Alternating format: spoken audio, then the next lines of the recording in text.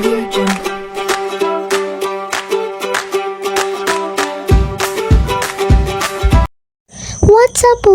What's up mga ka-AJs? Ngayon nga ay nagbabalik ako at ito na nga pala ang ganap ko for today's video, ang magturo sa mga batang makukulit.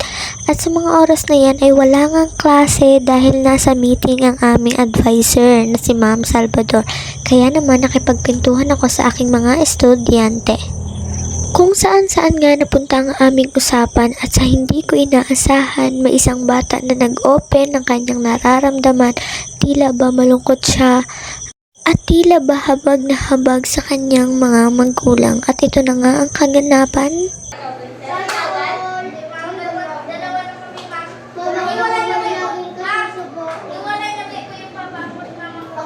Na-share niya nga pala sa amin kung bakit naghiwalay ang mama at papa niya. Syempre hindi ko na ipaparinig sa inyo.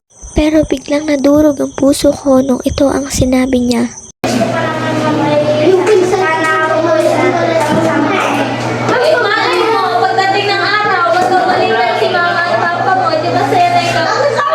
To my student na nahihirapan sa sitwasyon na meron siya ngayon, ang wish ko ay sana matupad mo ang mga pangarap mo at sana yung wish mo din na mabuo kayong pamilya ay matupad para maging masaya ka at hindi nahihirapan sa sitwasyon na meron ka.